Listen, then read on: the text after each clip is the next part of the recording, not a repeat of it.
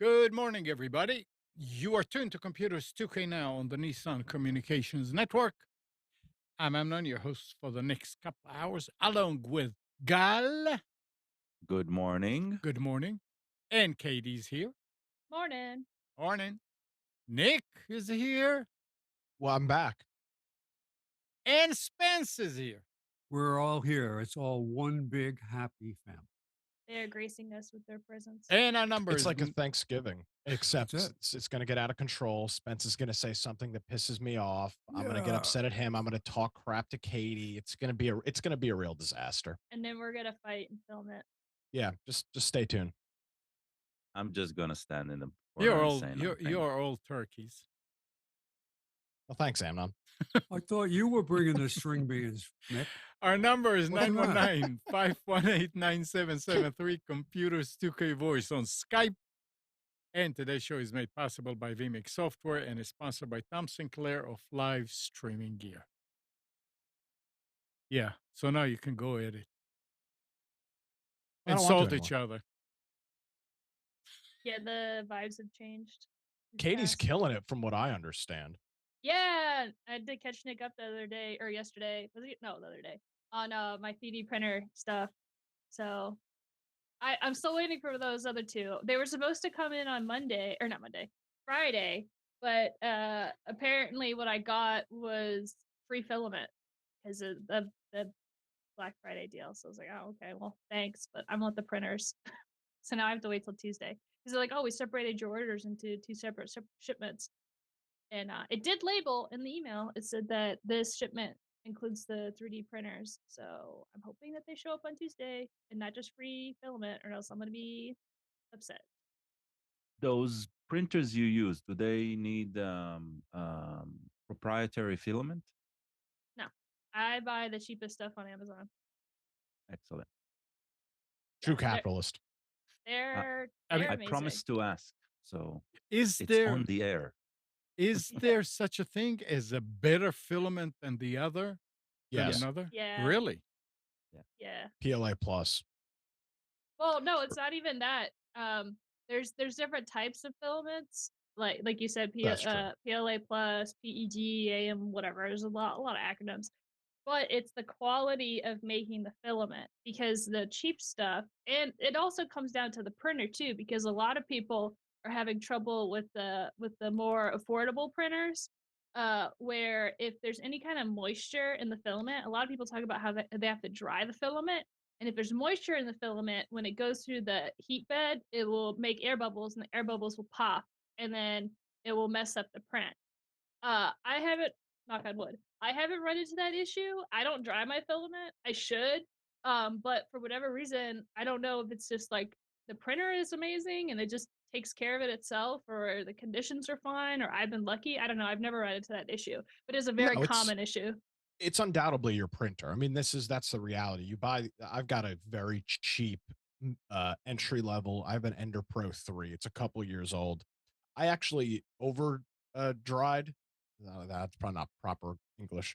My filament, I leave it out in the garage, and now my filament is all fragile. So as the extruder is pulling it in, it literally breaks. It snaps in half like Yeah, it it's becomes brittle. It's so brittle. So I need to buy new filament, and then I just need to keep my filament in. During the summer, it gets 110 degrees in the garage, just sitting there. It's so humid and hot. But no, that's absolutely the case, Katie. Better printer. It deals with defects, we'll say, better than some cheaper entry level, no question about it. Yeah, so I can buy the really cheap filament. I spend about $10 a spool, and that's not the fancy stuff. Like the fancy stuff, when I mean like you could buy filament that has rainbow colors in it and glitter and all kinds of stuff. That stuff's probably around 25 to $30, but I just buy straight solid plastic color, and I can get it as cheap as 10 bucks a spool. And a What brand spool, are you buying Amazon Basic? no, I'm buying JV JAYO Is it JO. from Amazon? It is. It's not Amazon Basic. I buy off Amazon, Can you send me the and link to it? yeah, I can do that. I need some new And I need new filament. I haven't run into any problems. I mean, like I said, it could be. Usually they say to stay away from the cheap filament because it's too good to be true. Uh, but I don't know. I haven't had any problems. I'm gonna buy roll and try it, and that will test our theory whether it's really good filament or you just have an amazing printer. Okay, I'll send the link in Discord. So Yeah, is I can't talk. I mean, I can't talk enough about how amazing the bamboo printer has been for me. That's why I bought 2 more. the filament pliable No, it's plastic. It's hard plastic. Yeah, it's plastic. It's spooled up on like and a and it 5-inch spool. and it absorbs water, humidity? Well, it's porous. That's the problem. So microscopically or whatever stuff gets into it. That's why it's not Oh, food and water safe. The stuff I use, you can buy food and water safe filament, but technically the PLA, the cheap PLA, is porous, and so stuff gets in there and it expands and breaks and all kinds of okay. stuff. Hmm. But yeah, it's hard plastic, and it's almost like fishing wire, Yeah, or fishing that's a good line. way to Yeah, describe it. yeah. If you imagine fishing line as like a 0.2 millimeters whatever thick, and then it's wrapped up on those spools. And Okay. and I buy 1,000 grams. That's a Uh, kilogram. yeah, That's like and 2.5 pounds. yep, I'm yep. none. Behave yourself. No, it's okay. You can call me out. One, it's Sunday morning. Two, my brain literally feels fuzzy right now because I still have coffee to drink, and I'm not thinking too hard. I'm Yeah, I following say my that heart. too after I go out on a Friday night or a Saturday night. It's not the Yeah, coffee. yeah, right. That's what I feel like. I feel. What was I saying? Oh, Look, and then I can get. Okay, go ahead. no. Go ahead. Go ahead. Finish. I was gonna say. So this is what I'm printing. Are these bookends? They're dragons. It's really hard to lighting in here. Is hot garbage. You can kind of see it. Uh, Nice. this takes 12 hours and 15 minutes to print, and I can get about 3.5 to 4 of these per spool. So pretty good. Nice. Well, at least Wow. there is a new reason for the American to learn the metric system, because before that it was only drugs. So at least now we got Yeah, limits. that's Yeah, true. 3D Yeah. printing. Does that That's mean I very can good point. throw away all my SAE wrenches and stuff? Not yet, unfortunately. Yeah. I remember the first time I bought a set of metric tools because I had a Chrysler product, Dodge, that was both. It had the SAE and metric in the same vehicle. Oh, it was so It was frustrating. made in the US, but it Yes, had metric yes, bolts. yes. It Yeah. was when we were going through that period of we were getting close. We were going to do it, and then Okay. didn't. Yeah, it Yeah, had both. Wow. Okay. Yes, I it had I both. wish that that they made a set. It's probably exists somewhere. But working on cars, I mean, sometimes, like you said, sometimes it's metric, sometimes it's English, and I don't know. I mean, I didn't know the English used the American standard, but like 13 and half are close to each other. 14 and 9/16 are close to each other. 3/8 and 10 are close to each other. I wish they had a set that had one side metric, one side. I'm sure they do. I'm looking when I Yeah, think but then about it. the problem, Amnon, that is half of the set will be in pounds and half of the set will be in dollars, and it's just too expensive. Yeah. It's licensing. You got it. You know what the solution for that, Amnon, is? Just use an adjustable wrench for everything. Yeah. That's always Oh, that's always the solution. You Yeah, have you to do, pay you the do, but EU commission on the metric stuff. yeah. Anyway, so what else is happening? Anything earth shattering? It was Well, Black Friday. Did anybody yeah. buy anything? No. Yes. I- Amazon products. I bought the A word tablet screen one. Whatever they're called. They're normally $90 Show. on sale for 40. Ah, no, Nikki, you show. Hold on. What? Those I'll have to pull it The up. name is show. It's okay. Oh, the name is show. Okay, good. Yeah, I was like, no, Echo I don't Show. want to show. I think Katie needs a coffee break. So Nah, And some grams to get I in need line. I need a shot of espresso or something. But yeah, they look really cool. So I got a couple. oh, you see, you need to buy an espresso machine. Mm, I I'm need not putting that in specials. I refuse. My body won't allow it. injected into my veins. Yeah, Katie, did you see a difference in the way the computer is working? Oh yeah, I forgot. I was gonna talk about that too. So the computer I got, my desktop, is amazing. Got it last year, Costco sale. It was originally $1,300. Got it for $900. It's got a graphics card, 360, and nice hard drive. The only thing that could be better on it for my needs is that the RAM was only 16 gigabytes. So I said eventually I'll replace the RAM or upgrade the RAM. So I finally did it because the prices were so good. And when I looked it up, I went from 16 gigabytes to 64. And when I went to Lenovo and they had a recommended brand, obviously their brand of RAM, it was $300 for the 64. And then I looked on Amazon and they had the same RAM, not Lenovo. What was the brand called? Crucial? Crucial. They had it was $114 on Amazon. And then I had Amazon points or whatever. So I got 64 gigabytes of RAM for $100. And Unknown helped me swap out the RAM in my computer. And it is faster. I did dabble on After Effects a little bit, and it so they do this thing called RAM previewing where it won't render out the video, but when you need to play the video to like see what you're doing, it's called RAM previewing, and that was really fast, which it should be.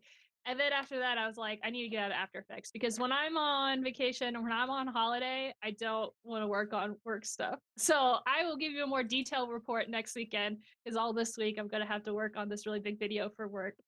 But so far it's great. Firefox still crashes though, so that's dumb. I was hoping that it would fix that. That's weird. What do you mean by crashes? It just crashes. It just I'll be No, doing explain. It crashes when you No, I'm using about it. to explain. Hold on. So I don't have I'm not one of those people that has 1,000 tabs. I have maybe 5 tabs open, and I'll just be clicking on links on a website or I'll be playing a video and then it just freezes. And then the screen goes pale white and then it says not responding.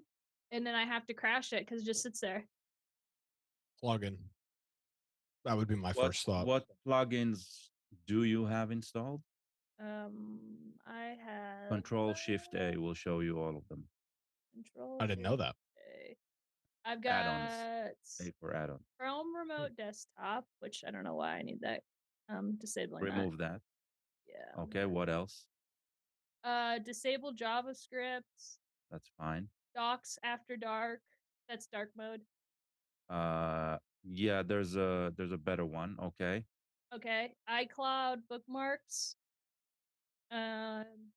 Imagus. IMAGUS. It's where you can hover over an image. Yeah, I love that. What is it? Hold on. What does that do? Imagus allows you to zoom into images very, very easily, either with or without hitting a Yeah, you hotkey. I got it originally for Reddit. You don't have to click on images. You hover your mouse over it, and it blows it up on your screen. So you never have to click on an image to That's go pretty sick. yeah, It's it's a amazing. very popular one. Yeah.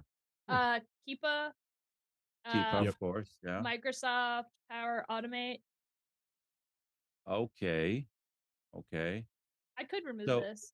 so the suspicious ones are the Chrome remote, the iCloud bookmarks, and the Microsoft Power Automate. Now hold on a second. I disagree with you Specifically the completely. Power Automate because it interfaces with external applications, right? With Power Automate Yeah, I trying was to using it. control the browser. So Yeah, I was using it to automate game stuff on my computer. Oh well, specifically web browser game stuff because it was very tedious. Oh, I would disagree with you completely. Now, I understand the premise you're coming up with, but I would disagree with you completely. These are three apps that are made by Apple, Microsoft, and right. and Google. I would assume that those apps would Not be when it way comes to more, Firefox. but still, they're still Firefox plugins, right? I mean, they Yeah. were presumably Right. built to use in the browser. All I'm saying is their QA compared to their QA on Chrome or on Edge is lacking. That's what I'm saying. It's okay. Okay. I just removed them because I don't use them constantly. And so when I run into a thing where I need to turn them back on, I'll turn them back on. Yeah. That's and see if that helps. Yeah. I am now using Firefox at work, not to my own accord. I came into work last two I wasn't on last week either. Yeah, last Monday, and logged into my computer as I do, way too early of an hour, and opened up Chrome, and everything was gone. I was like, well, damn, that sucks. So I went into like all my plugins, my theme, all that stuff was changed, and I just got a little pop up. Chrome is now being managed by your organization. And they had disabled every single plugin except for like two, including Bitwarden, AdBlock Plus, my paywall bypass, this plugin I use to adjust sound on in browser so I can force audio to play mono, all those things that I do at work. So I frantically imported all of my Chrome settings into Firefox at like 5:30 in the morning a couple weeks ago, or 2 weeks ago, and I've been using it at work. And outside of one crash that froze the entire computer mid-show, it's been fine. And I don't know if that was a Firefox issue or not. Did There you are a ask? couple of quirks though that just really piss me off. Did you ask them if they were actually if they changed things, or Oh, they was the did, because pop-up for I real? couldn't enable any of the plugins. They were all disabled by the organization. And it's not like it's the people in my building, it's corporate IT, and I'm not going to even waste my time Oh, contacting them. okay. My time is Hmm. way more valuable than that. Okay, so let me just give you a small tip. There might be a point, right, where they block installation of something like Firefox. So a very a lesser known clone of Firefox is I think it's WaterFox. Okay. Just so you know that that exists, it works completely with the Firefox sync and everything. So they created WaterFox. There's a guy who's maintaining it, and the premise there is they're preserving old behaviors of an old version of Firefox alongside all of the new security patches and all of the new architecture of Firefox. So when Firefox did that split where old extensions couldn't work and because of the architecture, this this project basically combines the old with the new to try to preserve it as much as possible.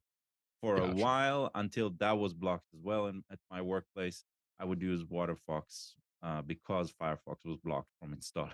So Yeah, it's weird. Hmm. The company's pretty open with stuff. They kind of have to be. Like, there's no web filtering. It can't do that. I mean, you're talking about a company that runs radio stations. We need to start blocking websites. I mean, that's just not. But I was pretty shocked that that they've there. And it's what's weird. And I didn't even know this was possible. I should have. Is I wasn't signed into Chrome with my corporate email address. I was signed in with just my my Gmail. Oh But yeah, I no, guess they're blocking on Active Directory yeah. group policy. That has nothing to do with who you Well, I are. would have understood it if I was logged into my corporate business email through Chrome and they were blocking it that way. I was surprised to see that they were using Group Policy Editor and other Yeah, stuff to block it like that. I was not expecting that.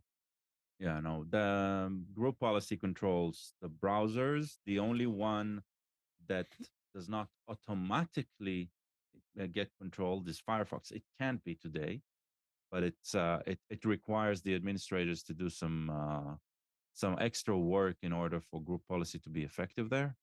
Good. So yeah, and that's the thing. Most corporates they would rather not think about Firefox. It's such a small niche compared to Chrome and Edge that that's or and Safari that's where they focus. Uh, Interesting. Talking yep. about Firefox, there was some news this week. Firefox users across the internet say that they are encountering an artificial 5-second load time when they try to watch YouTube videos that exists on Firefox, but not Chrome, Google. Uh, Meanwhile, told 404 Media that this is all part of its larger effort against ad blockers, and it doesn't have anything to do with Firefox at all. Mozilla, which makes Firefox, told 404 Media that it does not believe this is a Firefox specific issue. Enough people have posted about it, however, that it is clearly happening for some users and not others. So they were saying a lot of no, apparently others did not make a big deal out of it, but Firefox users did, that they because most encountered. Firefox users probably installed add-on on the get-go. These are people who are going out and seeking a browser, right? And so they're also probably seeking. The reason they're seeking that browser is its abilities, right? It's not like, oh, I just want to use something known. It's I want to use something I'm comfortable in, and that includes a lot of add-ons. Firefox Yeah, by default blocks a lot of stuff without even installing anything. So I'm yeah, that guessing may be. that's You're the right. reason. That may be what it is. That it's built in kind of thing, Yeah. and they And didn't don't like. Excuse worry, I would think that the ad th- blockers, right, and very quickly will just figure out how to block that delay as well. oh, excuse my ignorance. yeah, Firefox is not Chromium, is it? Oh yes. Well, It yes and no. It's okay. WebKit. It's It's WebKit. WebKit in Okay. the back, and they are based on the same technology. Uh, they are the extensions are web extensions based on the web extension standard, which is the same as Chrome and Okay. any Chromium. It does require a different manifest for the Chromium extension. So they're not completely interchangeable because there are features that Firefox support that the others do not. Let's say the sidebar, for example, stuff like that, right? Stuff that are unique to Firefox. Sure. So yeah, but that switch in technology that I mentioned before, when don't remember right now how they coined it. They had a code name for it back then. When that happened, version 54 or something like that, when that happened, that was their switch from the Gecko engine to the WebKit and based engine. And so since then, they're pretty much the same technology underneath, but with a lot of tweaks on behavior. For example, browsing container, right? Stuff like that. it's the ones. Well, I guess what Nick was talking about. It's like Vivaldi is a Chromium, and it's right after Chrome, and it works like Chrome, and it's a Chrome in a way. No, I meant it from the plugin. I was more curious about the plugin side of it. Are they? I mean, I haven't. The I'm using the browser every day, but I'm using the browser for about 4 hours, and I'm only using it for a very specific task. I mean, I'm Mhm. reading news articles and I'm playing back either YouTube or Twitter X So videos. So it's not like I'm diving into the nuts and bolts of it. so did you see any delay in playing YouTube videos like these people are No, talking but about? I preload my stuff. I don't just pull up stuff on the fly. So Okay. I mean I load most of my stuff prior to me talking. I load everything prior to me talking about it. So it's not like I'm going video to video to video to video where Okay. you might notice it. Um I didn't, but I don't play that many. So yeah. I think I you'd probably tried. only notice it if you were going through videos quickly, you might notice that delay. Man, YouTube's really going they're really going all out on this. Yeah. And I get it's their business, but damn. Yeah, but I mean still it's I mean on on Dave's computer tips, they're talking, they say now it's war.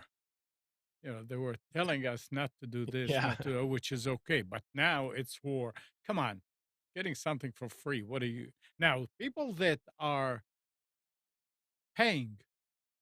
Well, I don't know that you can pay to. Can you pay to use You YouTube? can. YouTube Premium. Yeah. Yeah, but I Yeah, thought I that pay. was for TV. TV. No. So there's No. YouTube TV and there's Yeah. YouTube Premium. Okay, so I Used to be Premium, wonder. so YouTube you don't Red. have to do ads. So do people that have premium also are told not to use ad blockers? I wonder. Nobody's told. What? Nobody's told. I mean, maybe there's something in the What do you mean EULA, nobody's but told? Yeah, what do you who's mean? There's telling me not to huge use black ad blocker? screens coming up and saying disable your ad blocker to Yeah. continue watching YouTube. That never happens to me, and I'm Well, watching YouTube with ad blockers. I yeah. mean, Certain. as a I'm not having an non-premium issue. user. Oh, Yeah. they were showing how they take you for stage one. That if you Yep. do it, then they do such thing, and then if you keep on using it, they put you in stage two, which delays you, and then you can't watch. That has never happened to me. I watch primarily YouTube on a computer with Mhm. an ad blocker, right? Uh, However, caveat, I do not. I usually watch with a fresh new container every time I watch YouTube. There's no Hmm. tracking, like no continuous tracking. Okay, well, maybe that's what's saving Maybe you, I don't know. but I can try. I'll make sure I'm using like the it's a same big one. deal now. Just interested to see if that happens. Well, But you're not going to have that problem though, Gal. You're watching with YouTube Premium. no. I watch YouTube Premium only on my mobile, Oh, okay. where I can't block on the PC only if I want to watch something I'm subscribed to. Right. Gotcha. Usually, I spin up a new container that isn't logged in and it's not tracked, and I Gotcha. just have you block origin, block everything. Okay. Yeah. Oh, but yeah, it's a definite problem for a lot of people. Well, it's a problem if you've been running AdBlock Plus for the last 7 years and that's the only one you've ever run. Yeah. Well, Is uBlock still the gold it is standard? still. Yeah. There Anybody who's running AdBlock Plus, I implore you, Uh, stop abusing your machine. It's like, I would not please be don't. I Yeah. guarantee you they probably have the largest user share of AdBlock. I mean, that was I mean, everybody was running AdBlock Plus. The Everybody. interesting thing, remember, if you remember, AdBlock Plus is usually the suggested plugin when you go to the Chrome website, right? The Chrome Web Store. So That's what we yeah, call a kickback in the business of yeah, businessing. everything that I was reading, I kept on seeing origins, origins, origins. that's the Yeah, one that is against actually blocking. well, you're going to see that in the techie community. We've been Yeah. using, I mean, I've been using Origin for years now, but you know, it's not there's a lot of people that are running ad block because these ads Yeah. are just such a pain in the ass. And if they had installed ad block plus 5, 6 years ago, that's probably what they're still running. I mean, they're Yeah. not going to switch. Yeah. They're not reading, you know, Dave's Hardware or Yeah. BSIT or Foolish IT, whatever it's called. Um, they're not going to see us up until they start getting these pop-ups on YouTube and all these other services. You want to talk about ad block? I found out my aunt was having problems with her Kindle Fire, which is the tablet that's like $50 you can buy off Amazon. That has ads built into it, Mhm. Yeah. and you could pay $15 to get rid of the ads. You go on Right. Amazon, you give them $15, and they'll take the ads off. I thought that was interesting, but it's everywhere. Yeah. Like it's not just like opening up a browser, opening up an app, and there's an ad. It's like built into the tablet. Yeah, but it's You can only turn that off. when you're not reading. So No, Yeah. it's on everything. That's what You she can turn it said. off. It is. And you can there's you can hook it up to your computer and run a piece of software and disable all that stuff. That's what I did with mine. Oh, you're okay. talking about the tablet or about the electronic reader? I'm talking about tablet. Kindle Fire. Okay. Yeah. Yeah, it's in you can replace that. So it's in the launcher, right? As a banner. So you can replace that launcher with what Nick said. Like Mhm. hook it up to a PC, run an app, and it goes away with all of that. I Yeah, I might think be the worst Kindle Fire user. I think I talked probably 6 or 7 months ago. I talked about getting one, and I use it for literally one purpose, and that is to keep track of playing darts. And I do a That little sounds bit of like an excellent choice. well, and what's great about it is I don't even have it on Wi-Fi, so it doesn't. Now I do read a little bit on it, so every once in a while I'll connect it to Wi-Fi to um, Mine is borrow connected. to borrow a piece of content, and then I just disconnect it again. Mine is connected constantly, no problem. Well, I It didn't go can't through and do do the anything. full Amazonation of it because I did that once and I had some it was constantly crashing. So then I restored it, removed some of the Amazon stuff, and then I just pretty much keep it off Wi-Fi, which is fine. I'm not using it as a tablet per se. Um, it's a nice device. $50, hard to beat. Yeah, and it serves a good purpose Yeah, for I'm you. tempted. Yep. I'm tempted in buying a larger one. I like the large form because I read comics on it from time to Yeah. They time. I don't care when the was the size. last time you de-Amazoned your tablet? Oh, a long time ago. They have made before you do that, I might recommend you don't get an Amazon tablet. They have severely neutered that software. Um, and it I'm does not okay with running their apps. Don't get me okay. wrong. I have zero problem of running their apps as long as they allow side loading of APKs. I really don't care. Okay. Right? Then you're good to go. Yeah. Yeah. It's Yeah. the form factor that I like. Yeah. All right, let's switch here. No. Microsoft's Windows Hello fingerprint authentication has been bypassed on laptops from Dell, Lenovo, and even Microsoft. Well, damn. Ooh. Security researchers at Blackwing Intelligence have discovered multiple vulnerabilities in the top 3 fingerprint sensors that are embedded into laptops and used widely by businesses to secure laptops with Windows Hello fingerprint authentication. Microsoft Offensive Research and Security Engineering, Morse, asked Blackwing Intelligence to evaluate the security of fingerprint sensors, and the researchers provided their finding in a presentation at Microsoft Blue Hat conference in October. Ooh. That's that's really Well, hold on a bad. second. Before we get into it, props to Microsoft for telling these guys, Yeah. come find our vulnerability. I Oh, mean, yeah. that's props to Microsoft. Can't take that away from them. No, not at all. My real question is, are they offering Yeah, a solution? there was nothing there. Yeah. That's interesting. I don't remember a period of time where Microsoft revealed a vulnerability without first saying, "We already have this solved," right? Like just install this patch or whatever. This is a flat out stop using it. So interesting. Yep. Now, I guess the one thing I'll say is obviously because it's a fingerprint reader, you have to have long-term physical access to the device. So this is not Right. necessarily a vulnerability that is going to be That's true. Not presumably, I don't know. necessarily. Yeah, Uh, not but necessarily. I mean, that we presumably don't know. I don't know what the vulnerabilities are, right? true. So Well, no, I yeah. mean, I think Nick is right. It's only if you can If use somebody your said I fingerprint was to. able to bypass the fingerprint reader, right? That doesn't mean it has to be locally, Okay, I see what you're saying. Yeah, right? yeah, Yeah, you're I mean right. that's You're also right. true. Yeah, it Yeah. could be that you can do I something remotely. yeah. Yeah, but they were saying that it's the sensors. Well, yeah, same thing. Yeah, Yeah, it's still yeah, yeah, yeah, like yeah, yeah, yeah. Okay, the fact that it's built into the machine doesn't mean that you have. yeah.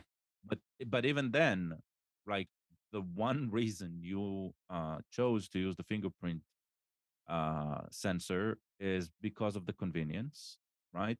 And because it's If you lose embedded. it, I know it's if you lose your password, you'll be stuck because if it won't be able to read your fingerprint properly, I don't know, 2 to 3 times, and then it asks for the password, and that's the only way to go in. oh, So I can tell you though, the company I work for, they do not allow fingerprint login, but Really? they do allow yeah, even if the laptop has a fingerprint reader, they do not allow Damn. that. It's disabled by group policy, but they do allow using the camera, the webcam, for example, Hmm. for the hello, the one where it identifies your face, that they allow. So yeah, that all right. fingerprint readers are known to be less secure because of various reasons. Most of them has to do with um, the imprint of the fingerprint that remains on the reader that can be with certain conditions can be lift off and replicate and fool the reader with it. Uh, but yeah, it is what it is. It doesn't really matter. Yeah. Like something will be fixed. Now, for how many years now, Epic has been going on with Apple? 2 years, 3 years? Um, over 2 years. Yeah, and it's all because of your own payment system that Correct. you want to. Yeah. So Well, they listen, broke Apple's terms. They yeah. willingly and knowingly broke Apple's terms of service, and then are now the victim. So listen to As this. stupid as those rules might be. Music streaming service Spotify struck a seemingly unique and highly generous deal with Google for Android based payments, according to new testimony in the Epic versus Google trial. Hmm. On the stand, Google head of global partnership Don Harrison confirms Spotify paid a 0% commission when users chose to buy subscription through Spotify's own system. If Wow. the users picked Google as their payment processor, Spotify handed over 4%, There you go. dramatically less than Google's more common 15% fee. Google fought to keep the Spotify numbers private during its antitrust fight with Epic, saying they could damage negotiation with other app developers who might want more generous rates. So they do, if you negotiated with them, they do let you use your own and pay nothing. Google does. Yeah, And in Google. certain Yeah, Google. instances, as Yeah, big of a company Yeah. as Spotify. Yeah. If you're Gal, I don't think you're getting the same treatment. Interesting. I wonder what would be the eventual outcome of these trials. Is like, will these trials create a situation where these companies must reveal like every aspect of the deal making? Because that sounds like the best solution for everybody, but against the capitalist nature, right, of such a corporation working. Like the main money making machine is being secretive about their dealings with others, and so allowing to choose, pick and choose. I don't know. Yeah. Weird. Yes. Do you have an article, changing gears a little bit, but I've been wanting to talk about this a little bit, about the OpenAI CEO situation? I don't think I have anything specific, but it's ridiculous. It is Dude, it is absolutely ridiculous what's going. crazy. So this is I could totally be wrong or whatever, but this is my understanding of what happened. Is that on Friday last week or whenever this happened, it went down.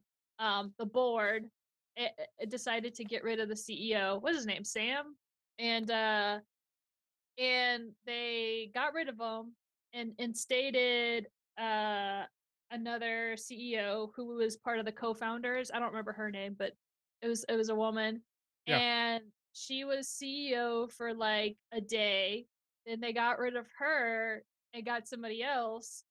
And then they were CEO for like a day, got rid of them, and it just like they went through And like every day Well, was a new CEO. they they didn't get rid of her just because she tried to she tried a coup with all of the employees, stating that if they don't bring back Sam, right, we're not gonna yeah, work anymore. right. Yeah. Right, Yeah. we're all gonna leave. So And yeah, so it was like 95% of the employees signed that they were going to leave the company if Sam wasn't reinstated. And Microsoft stepped in because they're like, whoa. We just gave you $10 billion. Get your stuff together. What is going on? Things are falling apart at the seams. Why did you make this decision? Like, this was a dramatic thing. And so Microsoft said, you know what, Sam, you're going to come work for us because we want Right. this AI stuff, and whatever's happening with your previous company is a hot mess. And so he signed on with Microsoft, and uh and then the board of directors were getting like they were getting fired on all sides because people were like, what is going on? And all these employees were going to leave, and this company was about to fall apart. And after, I don't know, 5 days, whatever it 4 days. Took 4 4 days. days. Yeah. Yeah, they reinstated Sam as the CEO, and now the board of directors are like eating each other, trying to come back. You know what blows my mind is why they made this decision to begin Nobody with. knows yet. And I think the stuff that granted, this is all like opinions of people that are like either workers or they know a guy that knows a guy. But it was apparently with the co-founders, there was jealousy and infighting, and it seemed very petty to get rid of Sam. Uh, and again, I don't know how much is true. This is just There people. was also in between something about the board going to one of the competing uh, AI companies. I can't remember which the name of it, and offered their CEO to come and be the CEO of OpenAI, and he declined. Yeah, because it seemed like the board is coming across as greedy buttholes. Like they just Yeah. apparent. So I wait. what? That's their job description. I know, but but what I don't understand is that they're jeopardizing a $10 billion deal they had with Microsoft, and But it could be 10 and 1. oh gosh, yeah, I guess you're right. And then um apparently somebody was saying the reason why they got rid of Sam is because the board of directors wanted to do something that Sam didn't agree with, and Sam's like, no, we're not going to do this. That I did hear that. And what that was supposed to be was related to their opinions about how much control should be placed over the development because of dangers to. I mean, you've heard a lot lately about how governments are looking at adding this to strategic parts of their defense systems, putting AI in it. And they were just But saying, they already well, here we have. go. We're looking at Skynet kind of a thing. So I heard there was some disagreement between the board and Sam over how much control should be put in place about where they go with this. I mean, that's probably part of the discussion, maybe not the main discussion, but Yeah. yeah. So, anyways, I just like reading the drama is it imploded, and now the board of directors are just like pointing blame, and now there's threats of being sued because the value of the company went down, and everybody's freaking out, and yeah. I wish I had research in front of me, but I don't because I fly by the seat of my pants. But I did see TikTok videos about it, and that's a reliable source of information. Ting. It's always amazing to look at how you have enormously successful people like Zuckerberg and others who, why they might be very good at developing something and making money off of it, doesn't necessarily mean they have any common sense, No. Yeah. or know how to run a company Well, for that Zuckerberg matter. doesn't But understand how to put this sunscreen on. is this is interesting, Spence, that you raised that, because here it seems that the one with the common sense is the one that got fired, Yeah. right? Yep. That's the thing. It's, at least for now, it seems that uh, uh, the CEO that got fired was the one with the common sense, trying to stop the hordes of greed, right? And not just work by the greed, like understand and take responsibility and understand the repercussion of it going forward. And so this is a CEO that advocates for the slow down message, right? And Yeah. he got fired for that. At least that's the assumption, right? And I mean, it's on him to prove that overall, right? Because there are investors there that need to be appeased. Yeah, it's this is a case of they should have listened probably, but yeah, In a lot of cases, the boards are not necessarily made up of technical people. most of the No. time they're not. Yeah, Most they're of the all time, money, and money people. they are people who get this kind of like a chosen uh, pool of people that get asked to be on a lot of different boards. And for whatever reason, whether they come from a financial background or whatever, but they get asked to be on boards, even if they could be a retired general, or they could be a retired politician, or just an academia, all that kind of stuff. They get onto the board, but it doesn't mean that they're necessarily a contributor to the technology at all. All they are money people, or I don't think it's like, do you get philosophers on boards? Do you get, I doubt people it. who are, I doubt it. I doubt it. Boards are about representing the shareholders, right? So Yeah. whoever large investors, they buy a seat at the board, right? That's usually Yep. how it works. Or they have a representative they put in Yeah, but place. the moment Yeah. they buy, right, it's Yeah. like they choose who's going to sit on the Who's board. on the board? I'm always amazed to look at some of the, like, you look at the people who are on a board and you say, well, did money get them there or some other reason? Because you wonder why. It's like, well, why did they place this individual there that it just doesn't seem to be a good fit?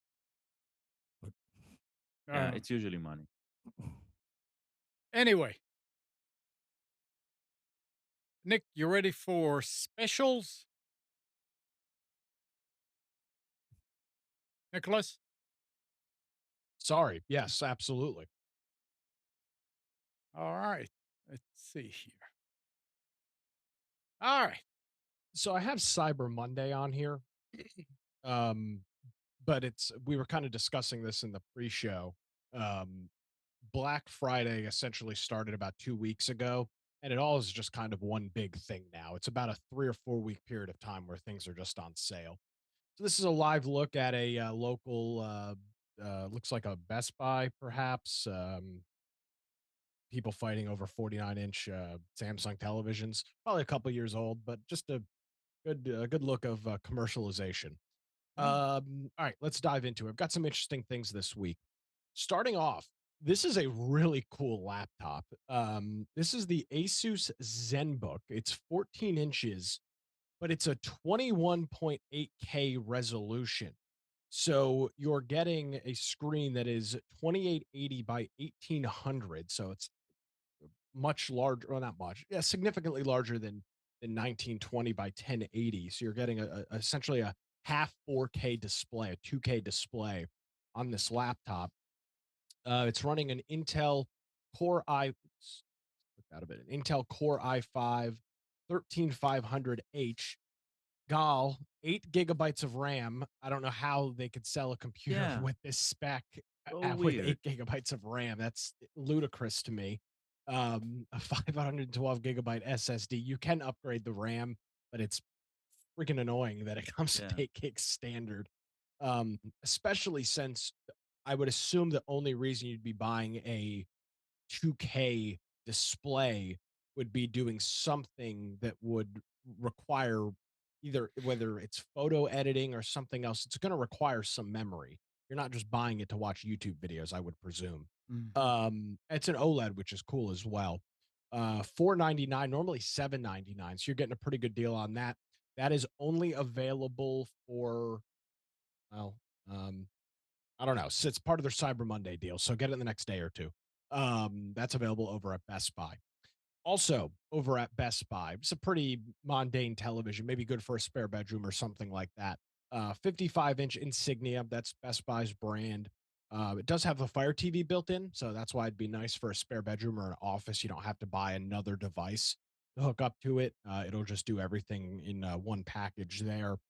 In terms of the connectivity and ports and whatnot on this television, it's a 4K TV, so 2160p is the resolution on it, 60 hertz. It's got three HDMI ports on it, so you can connect. Plus, you don't have to also connect a smart TV, so plenty of ports and plenty of connectivity. 249, save $100. That's also available over at Best Buy. Oh, have you heard of this brand before? WIIM, Weem, or Weemy, or Weem? I don't know It's how you we pronounce it. M. I just clicked on it. I can't So, say I have. If I have, it might have been Android boxes that they were making. Maybe. so this is a company that is making significantly cheaper home receivers like a Sonos. By the way, this is the number one release in audio component receivers on Amazon. So this is not some random thing that's popped up. It's got over 2,000 reviews. Sonos has been essentially the only serious game in town for this stuff. There's been other products and other devices, but nobody touches Sonos's ecosystem and the things that they offer. This company has a different plan on it though.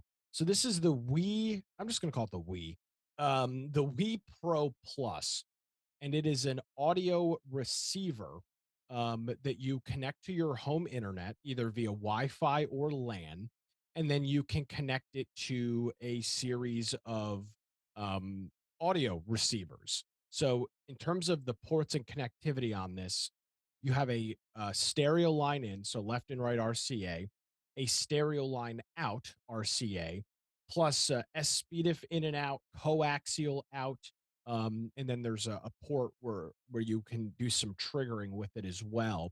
It's powered via USB-C, which I thought was kind of neat. And it also works with Spotify Connect, AirPlay, A Word Cast, TIDAL Connect, which is another streaming standard, Chromecast Audio, and DLNA. So this does every major format of audio streaming.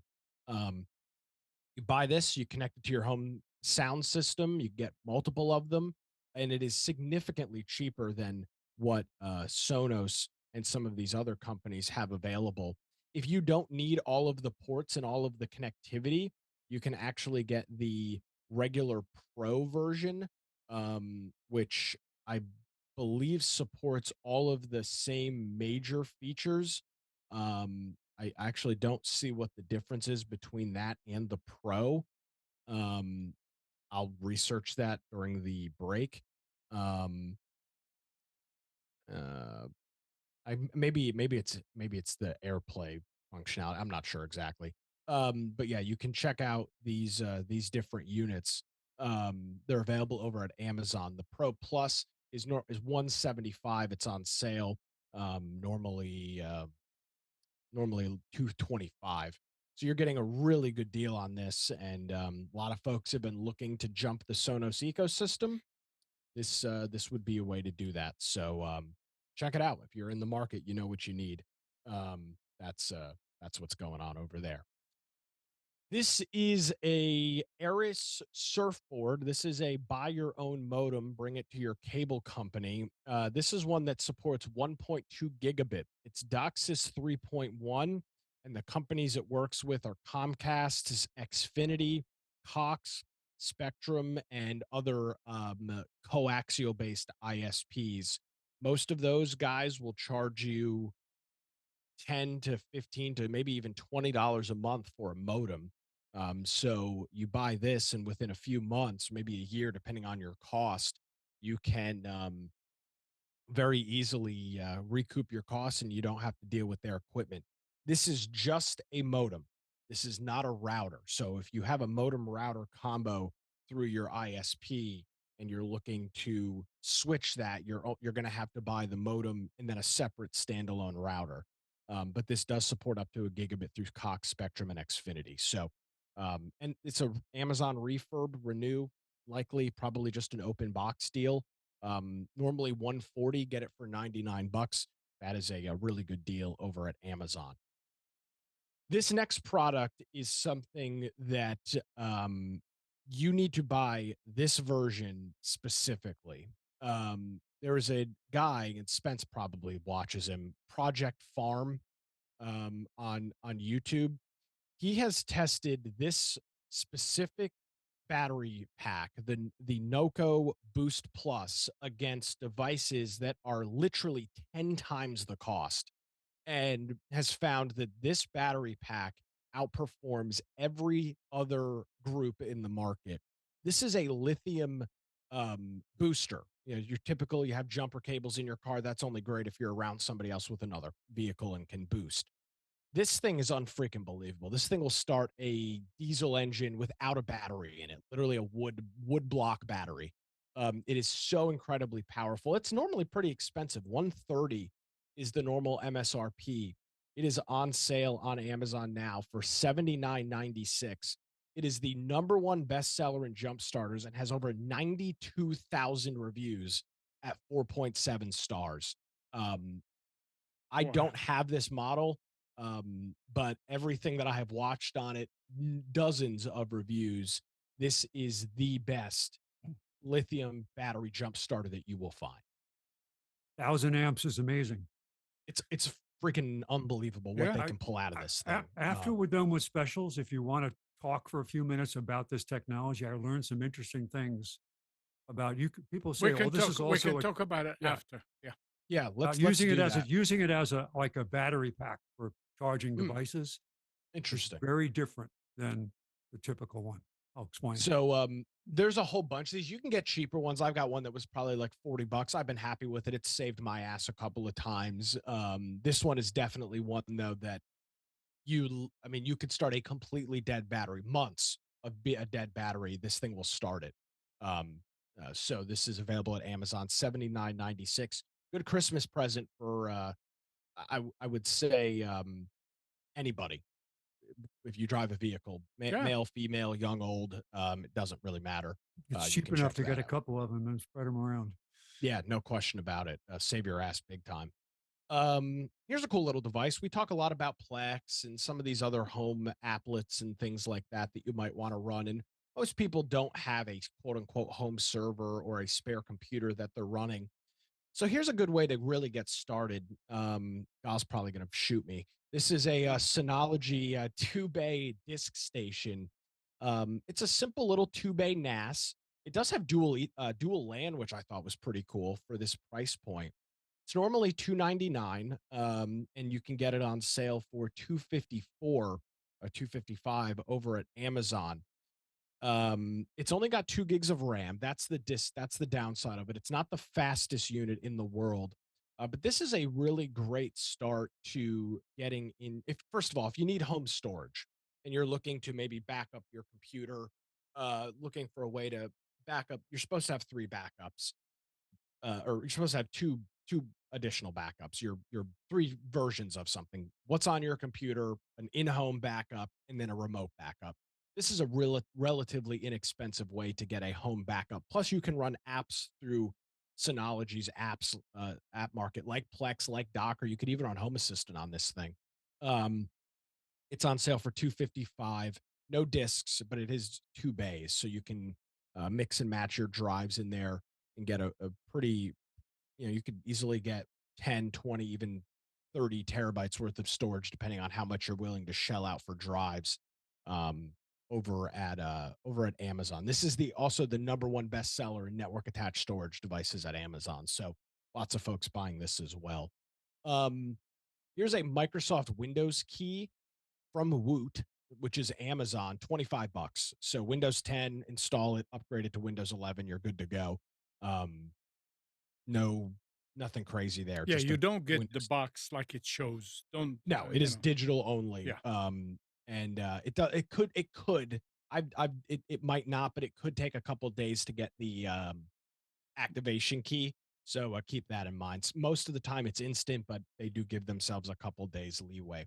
25 bucks, not bad for a copy of Windows 10 Pro. Free upgrade there as well. Here's a good Christmas gift and a pretty good price. Here's the Meta Quest 2. This is Facebook's this is what used to be called the Oculus. This is the Quest 2, available over at Target, not available in store.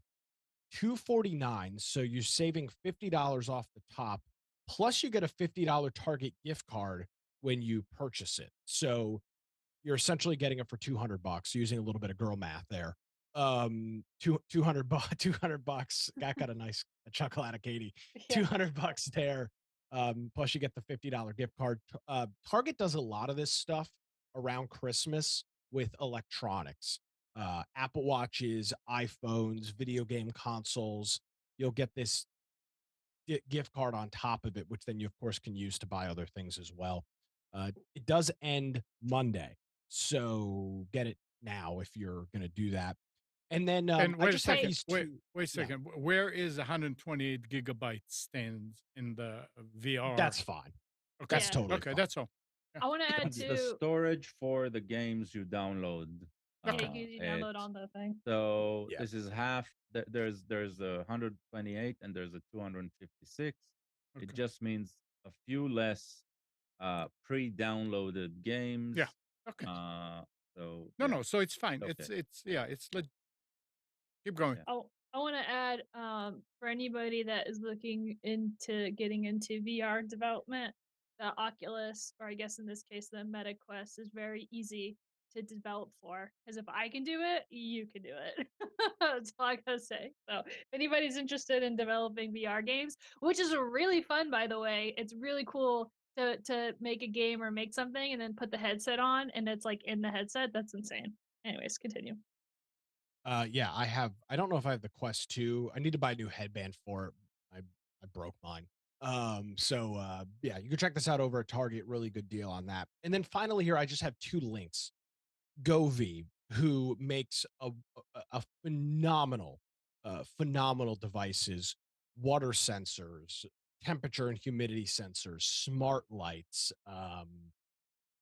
purifiers, toaster ovens, ice machines. They make literally anything that you could imagine, and they're all smart devices. And they've got a really good ecosystem. It is not Z-Wave; it's all through their app.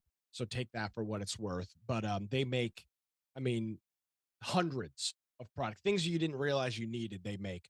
They're running their Black Friday special right now, up to 50% off on a lot of products. I saw a pack of um trying to see if I can find it right now. They've had a set of water sensors that were on a pretty deep discount. It was like a 3 pack of water sensors for like $30. It was a really, really good deal on that. So you can check some of that stuff out. Yeah, here it is. So it ends. Govee Wi-Fi water sensor, $29. Govee thermometer a pack, 3 pack, $49. Smart humidifiers on sale, motion sensors, a whole bunch of really great things, all on sale, available there from Govee. And then the other one And it is ends Zeus. today, right? No, Yes. It yes, says, 16 hours on yeah, this stuff. So if you're going to buy something, do that now. yeah. And then the second company that is also running their Black Friday special is Zooz, Zooz. And these are Z-Wave devices, uh, smart switches, smart plugs. I use their water sensors. I have 3 of them. They work great. Power switches. I use their outdoor smart plug for my Christmas lights. Been very happy with those. And they're running, for example, the outdoor plug. It's a dual gang outdoor plug. Both of them are independently addressable. $19, and it's full IP6 IP65 water resistant. Will support up to 15 amps. So great for your outdoor lights and everything like that. So they're running their deal over at Zoos, which is essentially just the smartest house. That's the marketplace where you buy the stuff through. But that's the deal through that smartest house, and they sell other stuff there as well, not just the Zeus brand. But yeah, a Now, couple of Black Friday deals there as well. yeah, I mean, my experience with the smartest house and zoos is uh like close to perfect. They Yeah, are there were issues with some of the products, but dealing with them is always easy. They're responsive. They take responsibility. So yeah, I a can't good way to recommend get them into enough. Z Wave. They're selling their Zeus S2 stick, which is the Z Wave hub, essentially for $18. So a very inexpensive way. Again, you do need to have some device set up to interface with this, but a really inexpensive way to get into it, and you can get good deals on plugs and switches, and I think shipping is free over $100. Which, if you're going to buy a couple of devices, you'll be near that anyway. So check that out. And they sell their Z Wave box goes on sale for $100 as well, which is essentially their home appliance version of. You mean Um, the Habitat? is that what the OS that it's running? Yeah, I oh no, they have a Z box. I don't know about their Z box hub. Yeah, Yeah, I don't I don't know what know. it's running. It But uses Habitat is something is a complete ecosystem. So I don't go there. Uh, Maybe somebody wants to, but I don't go yeah. there. So check all that stuff out. It's available in the specials. Well, thank you, Nick. Yep, my pleasure. All right. Let's see what else we have here. Talking about your first special, the Asus laptop, that Okay, ZenBook. sure. So Yep. it says Lenovo has filed a lawsuit against Asus, claiming that the company's laptops infringe on 4 of their patents. Lenovo is seeking damages for and for is seeking damages and for Asus to stop selling ZenBook laptops and other allegedly infringing products in the U.S. This is coming from Ars Technica. Get them while you can. Yeah, get it while you can. It's on special. Lenovo's going to come to your door and confiscate. Yeah, right. Um, uh, we were talking about Black Friday and what to get, what not to get, or what did we get? The only thing I got was a set of uh AA rechargeable batteries to replace the batteries that are in my big battery for the drill, for the cordless drill. And I did it. I did it to one of the batteries about a month or so ago, and I got the batteries that the person that I saw the video from recommended, which were 1.3 amp hour. This time I went and I got a 2.8 amp hour. And I'm gonna it should last a lot longer charged. But the thing about it, yesterday it says, okay, the delivery is today between 12:30 and 3:30. I'm like, well, it wasn't here at 6, it wasn't here at 7. So I forgot about it. I went to bed, I think about 8. This morning, I saw a message that it was delivered. I said, okay, let me just get it and put it on the bench. I went out there, it's not there. Oh, I went looking by the front door, not there. So I went to the cameras. I said, well, let me see if somebody actually came to the porch to put it on. Nobody came. So I went to the other camera that shows the street. And sure enough, an Amazon truck came by, stopped before they got to our driveway. The driver went out, looked like he was coming at an angle, like to come toward the house. He turned around, he went to the mailbox, and he left it on the ground right by the mailbox oh gosh. post. I went out, and sure enough, it was still there. But I fired. That's the first time that I. How was your delivery? I gave him hell. I mean, there's no excuse. And he came at about almost 10 o'clock. Did they give you a 9:50. picture of it sitting in the No. mailbox? There was no picture of where it was. I went to look. I said, okay, so where did he put it? So there was no picture. And last time I had something like this, that there was no picture, it actually was not delivered. And that's what the Amazon customer service said. Yeah, it's okay. Don't worry about it. So I figured it was the same thing. He just didn't deliver, and he said he did. But yeah, I don't understand. I don't understand why a driver would not take another 20 paces to go and put it where it's supposed to, which he looked like he intended to, and he changed his mind and went and put it on the ground. And Something scared him. and He looked even at your though house and he said, "I'm not going there." yeah, even though there was no picture in the video, it looked like he did turn around and his hand was pointing to the mailbox, going he was walking forward, but he turned around and looked like he took a picture. I guess that's what he was doing, but nothing in the tracking or anywhere else that showed that where it was left like all the other ones. There's So just no Wi-Fi at your house. That's why. What time was it? the 9:53, 9:52. And actually, I've seen them at a few times when they came, and you try to help them, so you go toward them and you meet them sort of like when they're halfway or quarter way into the driveway, and they scan it, and they said, I can't scan it. I have to get closer to your house. So I don't know if he scanned it or didn't, but he obviously scanned it because it said that it was delivered. I got an email, but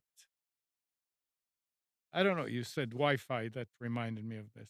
Anyway, that's what I got. So I have a job to do this afternoon to solder all these 16, 15 actually, 15 batteries together and stuff them in the box and see if it works like I think it does.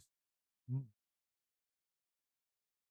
All right. I never heard it says OpenAI ChatGPT with voice feature announces September is now rolling out to all free users on mobile. This is from Engadgets. It says when the company first introduce voice chats. So now you don't have to type into You can uh ask it questions. Yeah, huh? You can you ask can a ask it. question? Yeah, I mean that's the idea. They probably did this a lot for their mobile app because I have their Yeah. or ChatGPT mobile app and it's really useful. And does it talk to you back or does it text No, you I mean kind I of? haven't used the voice Oh, to okay. feature, but usually I mean it doesn't talk to you back. Okay. So when they introduced it, it admitted that the capability to create realistic synthetic voices from just a few seconds of real speech presents new risks. And it could, for instance, allow bad actors to impersonate public figures or anybody they want as a result. It decided the ChatGPT voice features will focus on conversations.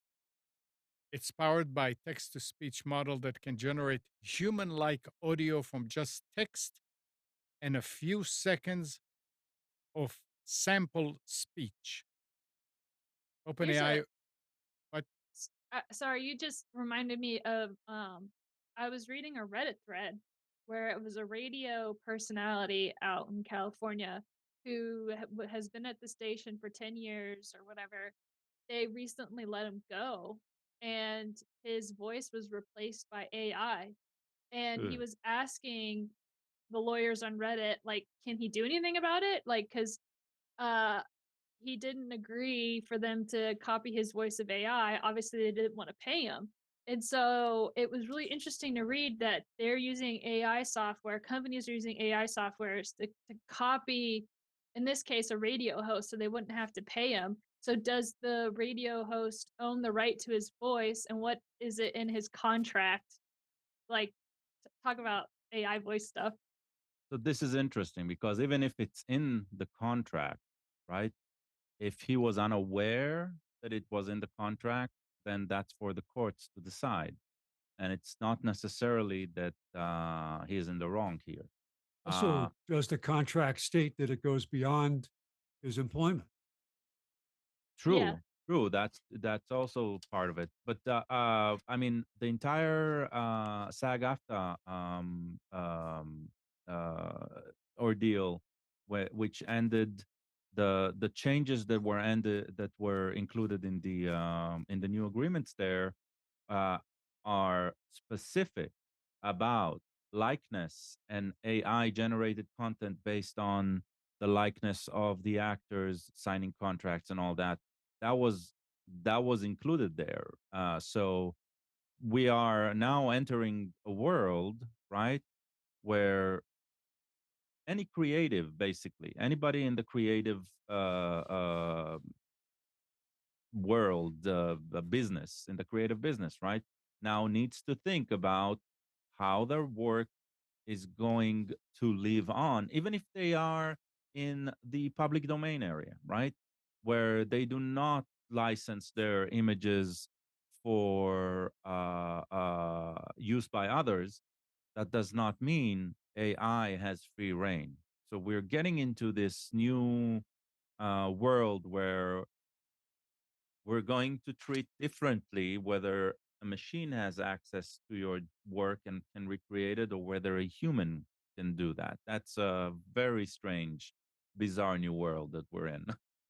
The other thing I just saw this week was a warning that came out from some organization saying that coding jobs will be not as plentiful in the future because they'll take as many of the repetitive tasks that can be done by AI Right. and move them over there. You'll still need human intervention, obviously, to direct what So, happens and oversee it.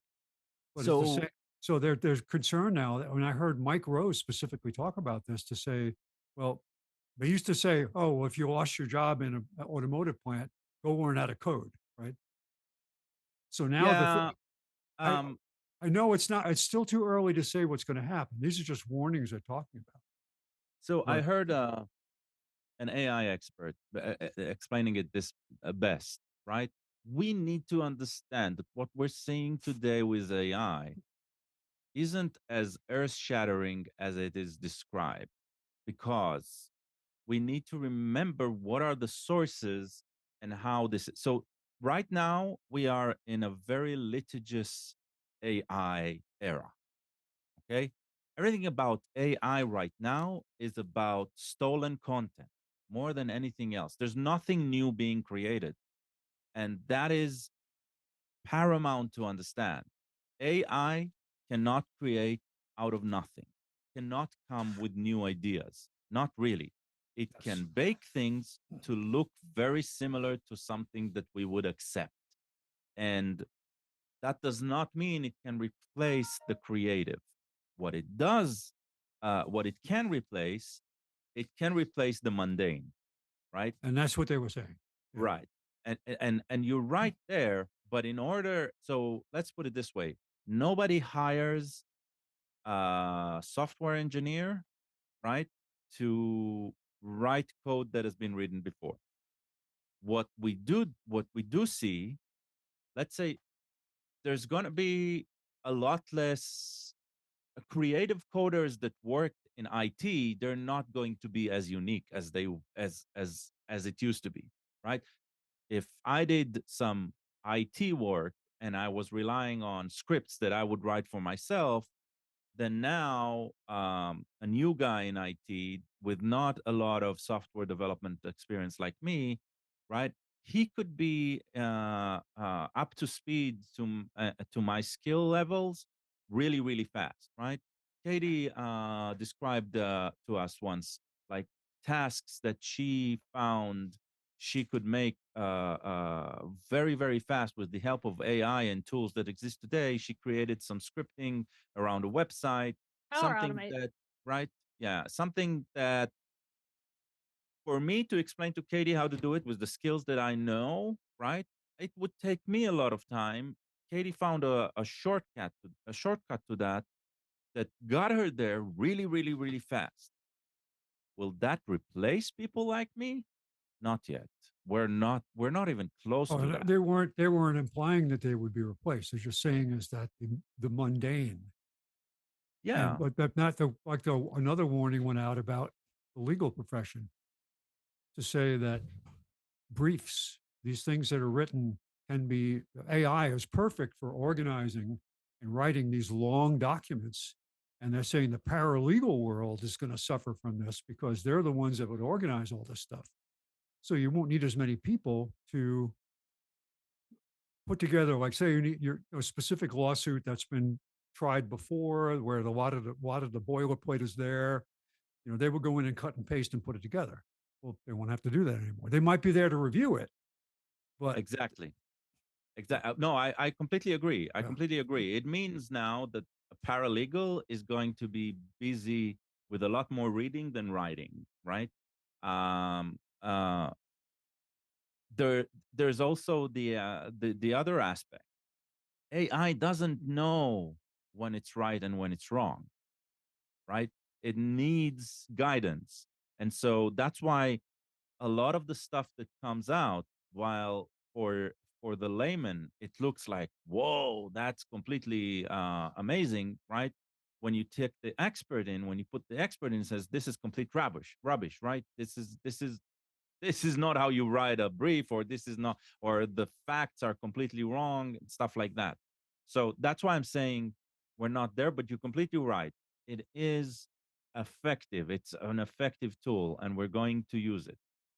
what the That's thing that why, yeah, the thing that I just thought of was, you have what you just described with producing contents that's nonsense. yeah, That's what we have today in the whole world. I mean, completely, all we're doing is automating the same crap. yeah. I'm wondering, right? I'm wondering if fake news is as sinister when it's done without a motive, just out of just pure garbage fed in, pure garbage fed out, than with the sinister motives of whoever wants to change your mind, right? It's I like I should go on to ChatGPT and put in a question, say, give me 12 reasons to not vote for this person. exactly, and see what it comes up with. That would And be it'll very come interesting. up exactly with the ad that you'll see Yeah, next week that's right. for whoever it is. Yep. So it's Well, you guys were talking about Oh. how it's for mundane and all that, and it's not smart enough. But listen to this article now about OpenAI. Ahead of OpenAI CEO Sam Altman's 4 days in exile, several staff researchers sent the board of directors a letter warning of a powerful artificial intelligence discovery that they said could threaten humanity. I heard this. yeah. Yeah. Two people familiar with the matter told Reuters the previously unreported letter and AI algorithm was a key development ahead of the board ouster of Altman. The two sources said, that's what they said. Before the triumphant return late Tuesday, more than 700 employees had threatened to quit and join backer Microsoft in solidarity with their fired leader. The sources cited the letter as one factor among the longer list of grievances by the board that led to Altman's firing. Now, Reuters was unable to review a copy of the letter, according to one of the sources. Longtime executive Mira Murati mentioned the project called Q-Star to employees on Wednesday and said that a letter was sent to the board prior to this weekend's events. After the story was published, an OpenAI spokesperson said Murati told employees what media was about to report. What she did not comment on the accuracy, but she did not comment on the accuracy of the reporting.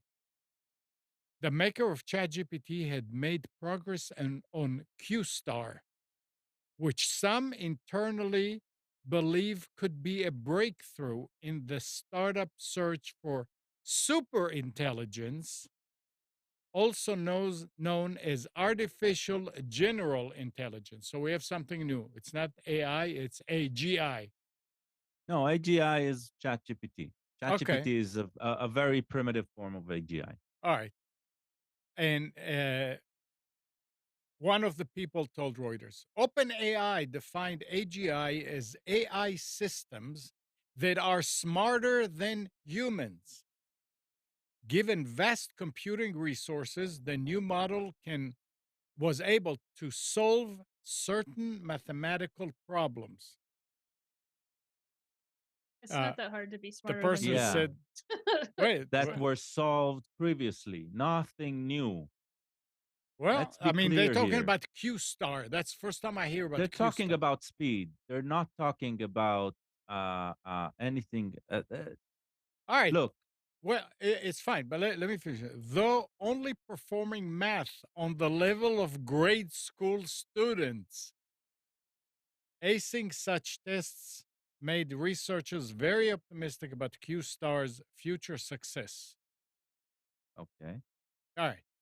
So now, I mean, I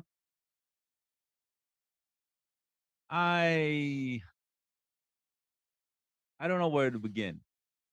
Perhaps this I is the impetus for the word that went out to say that they had a board and Sam had a disagreement about whether they should go ahead with, may, if he was playing the person from the cautionary side and they were like, no, let's jump into it right away. Maybe that's what this was about. look, they're researching it, right? I'm guessing it's far from ready yeah, because when you right. trust the output of something, right? We're seeing this with ChatGPT right now. Yeah, they saying that they made progress on it. They didn't say that Exactly. it was, yeah. I mean, I don't know. It's like putting the label of risk for humanity. That's a media drama that Yes. doesn't necessarily exist, right? That's my problem. The moment you start an article with like that, you're already wrong. It doesn't matter. You're already wrong. it doesn't even matter if some of the details you are reporting on are correct, right? The premise is completely off center. You are not focusing on the right details. You're not focusing on looking forward. Uh, you're just Clickbait. predicting doom, right? Okay. Clickbait. Yeah.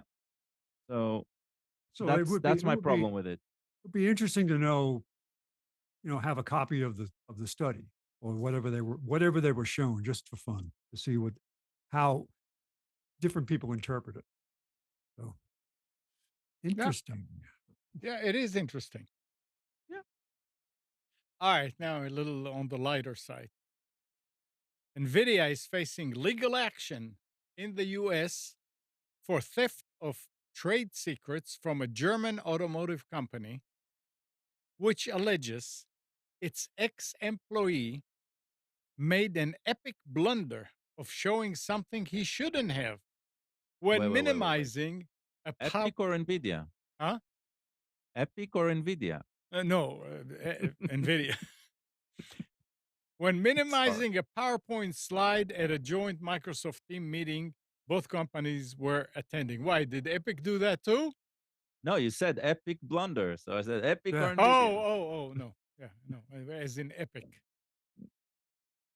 Um, the automotive firm Valeo Schalter and whatever, claimed the flashing of its source code for the assisted parking app on the call is evidence to support its accusation that the ex-staffer stole the IP before leaving the join to join NVIDIA, the property.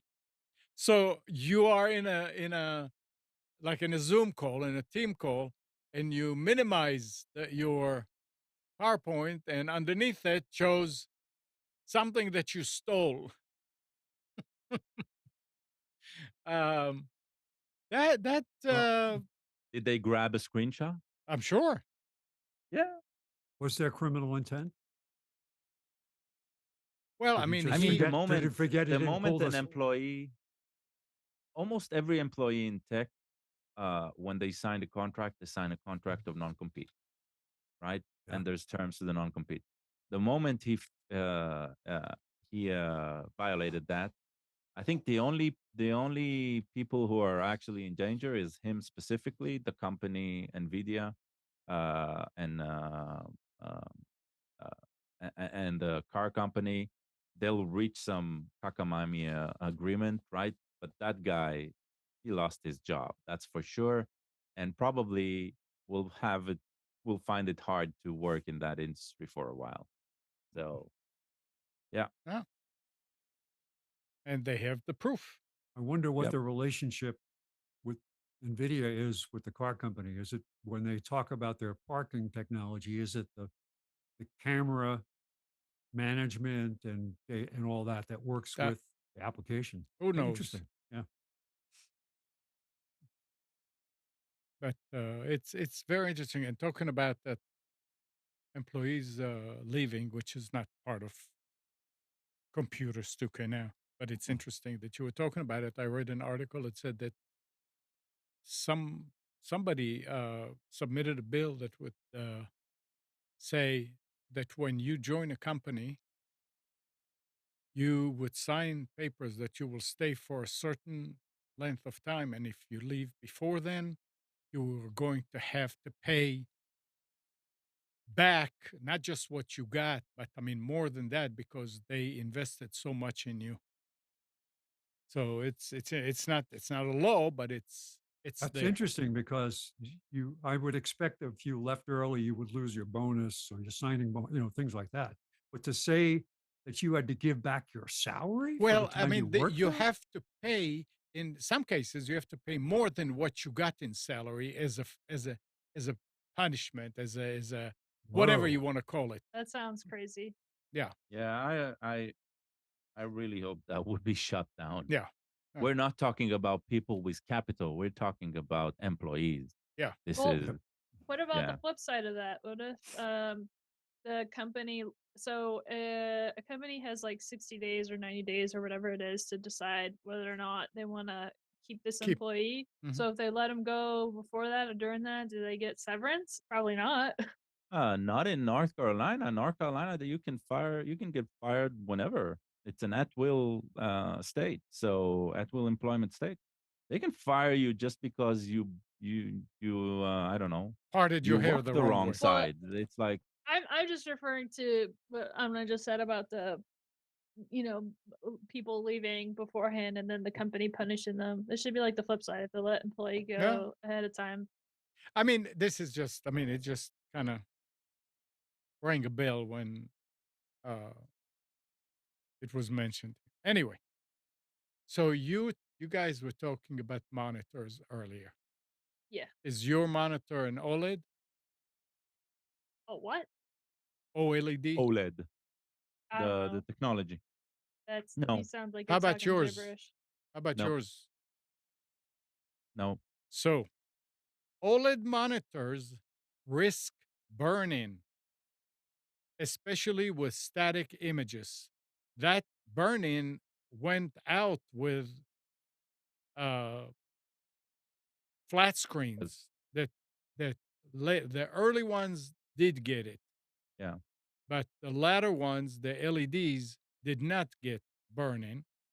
Now they're saying newer Hold models. on. Not because of the LED, because of the technology of LCD Yeah, yeah, that has yeah, evolved. Yeah, right. yeah, yeah, yeah. Newer models combat this using improved materials, algorithms, efficiencies, features, and heat management. However, long term data is minimal as quality selection in recent. An unexpected quirk applies to ultra wides, displaying 16 by 9 content creates brighter center area versus dark sides, Hmm. quickening OLED degradation. In an extreme test by Artings, Samsung ultrawides develop heavy differential wear in just 700 hours. This is from Ars Technica. So if you have an OLED, uh, you really need to use a screensaver to take care of this. Isn't the default on Windows that after so many minutes It the screen turns will it go off. dark? Yeah. Yeah. Yeah. But I mean, that's in many cases that's done away with. People do I away with it. I Depends was where they are, especially at home. You don't need to do that. I was going through old files the other day, work stuff, and I found a program called Caffeine. Do you remember this, Gall? Yeah. Yeah. What it does is it applies some mouse movement every so many minutes so your screen doesn't go, it assumes you're working. So I used to use that when I worked at home because I'd have to re-log in again Yeah. if the screen if I went past whatever 5 minutes or whatever it was.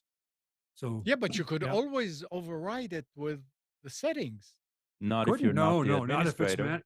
if it's Yeah. corporately Oh, managed. You that's couldn't do right. it. Yeah, yeah. Okay. Okay. Yeah, that's right. So yeah, So caffeine. there is a Microsoft tool for this called Awake, and it's part of the Microsoft Power Toys, which you can install through the Microsoft Store, But again, or you can can you download from but the open but source. again, It's open source. can you do that if your OS is managed by corporate? Yeah, I mean, yeah, because you can go and download the executables Okay. directly from the GitHub site, and Awake does exactly that. It keeps it does it in a bit of a different way, I think, but it keeps the session active. Now, this is more useful today than it ever used to be because even if it's not about your local system, sometimes you are remoting into a system that you work with, right? And Yeah, you and do you don't. not want to be kicked out just Right. because you're not in that window. You Yeah. want that window to stay open. That's where I run it. I run it on a remote server, where I remote into, and I need that system to be on as long as I'm on. The moment I go to sleep, then it'll release it. Yeah. So Yeah. that exists. And the logo for it is a cup of coffee. So it's the same idea. Yeah. Well, I Maybe mean, it's the same code. if Nah, it's different. It's all different. That doesn't matter. But you can actually see the code because it's an open source tool by Microsoft. So if the company, if corporate is managing my OS, yes, then the monitor should be theirs too. And in that case, I wouldn't care. it's Of not course. about the monitor. It's about being locked out. Yeah, no. I'm talking about Yeah. it, The thing is, in the corporate, once the monitor is off, you're also locked out, and you yeah, need to put in the password again, right? yeah, That's what you want to avoid. That's what you're trying to avoid, anyway. yeah. All right. The date on the software is 2005, And it probably still works. probably. Yeah. I mean, I had to do a lot of things to circumvent the corporate overlords Yeah. working at home. They just weren't very sensitive to home workers and what you had to go through to try to to stay. Because we had VPNs up, like you were mentioning, Gal, just to use certain tools that you couldn't run on your machine at home, Right. configuration tools, and you it was too big. I mean, it was you couldn't. There was no way you could just have it as a standalone. Yeah. So listen to this. According to Polish news channel TVN24, a secret crypto mining rig was found under the floors of a Polish court, stealing thousands of Polish zlotys worth of energy per month, the equivalent of roughly $250 per 1,000 zlotys.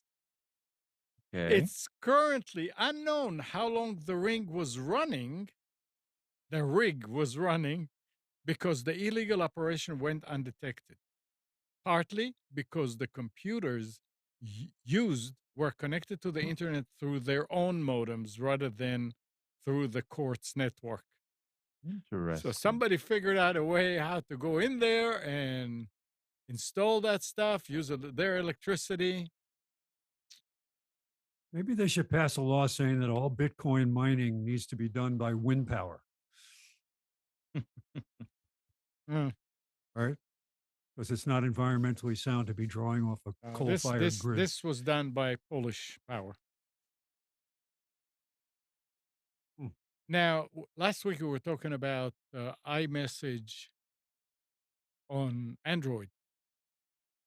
If it so, also last week, Android smartphone manufacturer Nothing.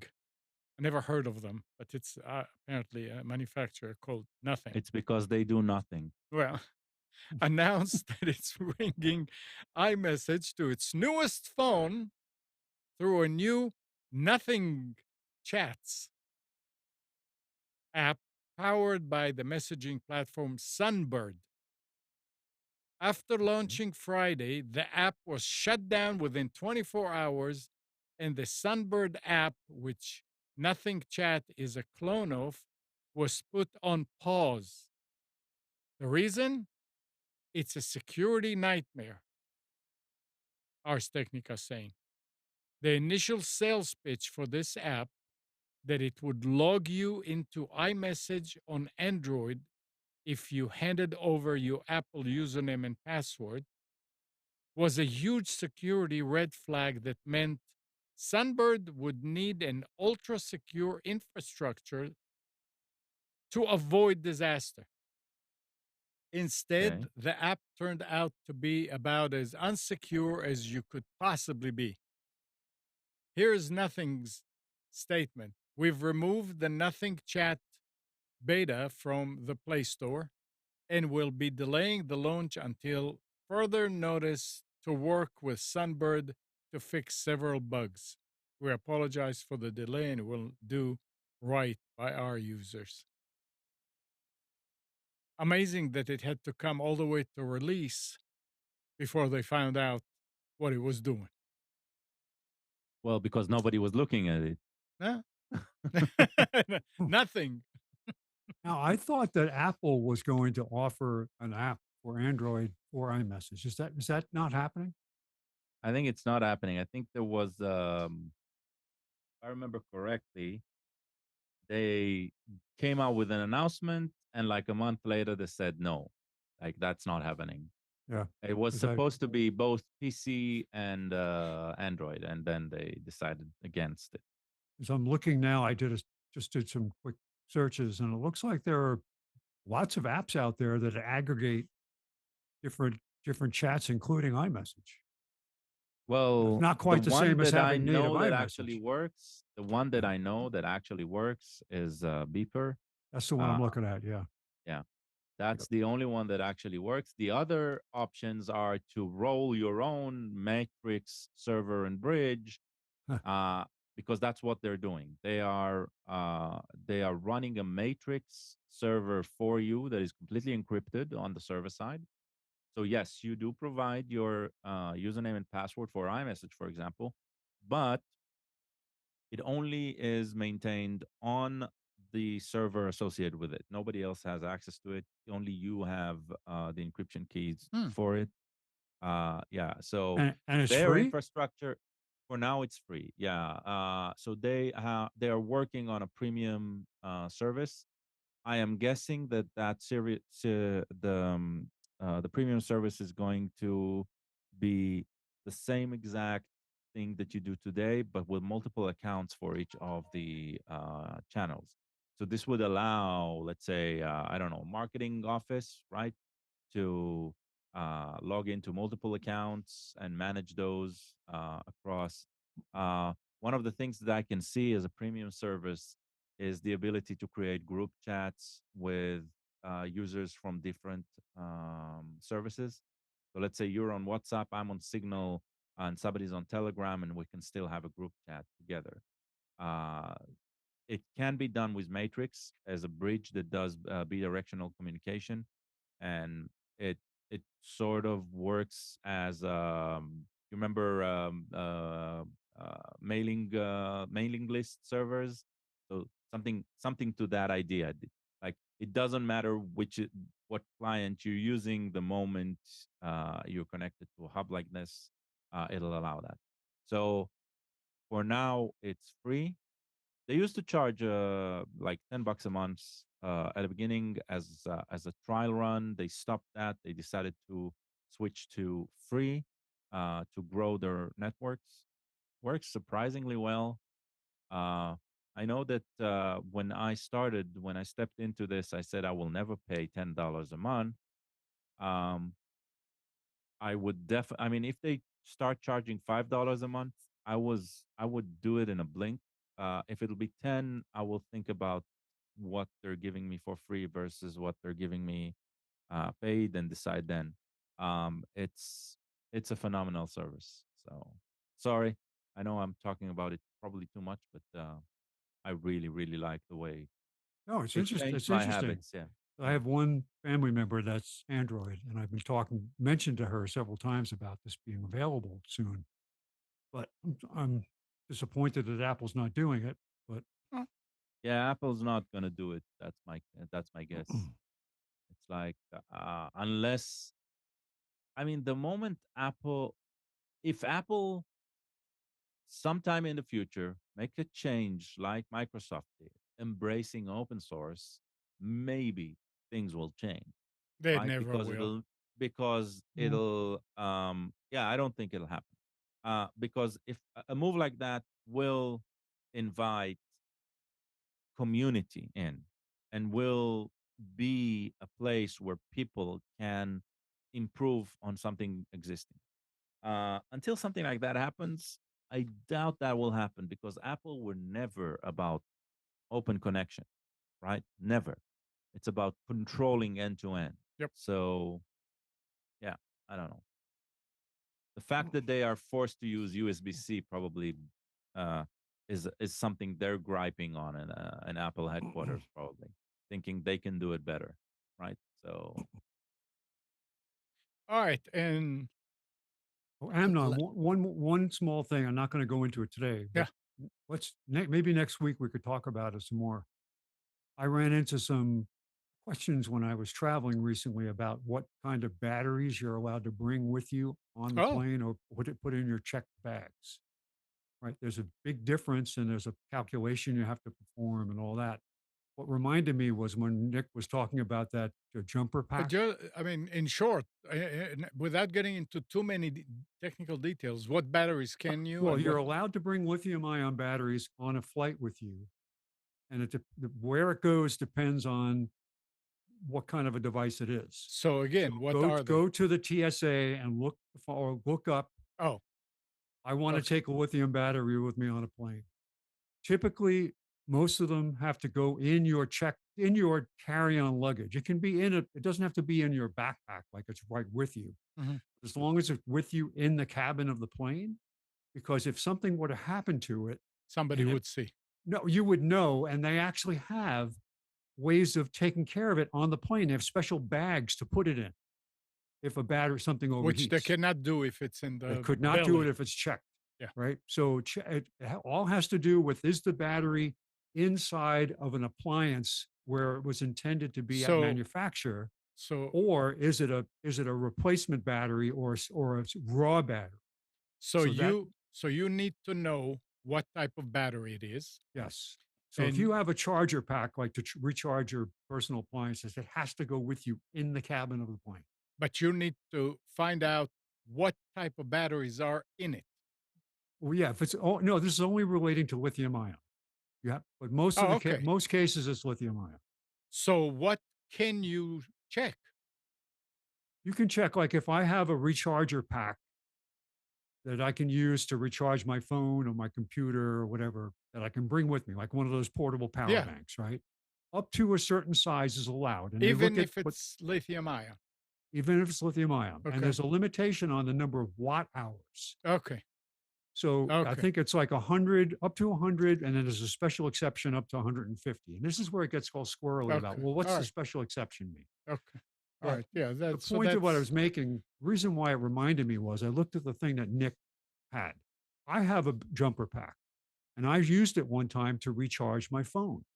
It only did one recharge and was dead. And I'm saying, wait a second, this can jump. This is a 650 amp yeah.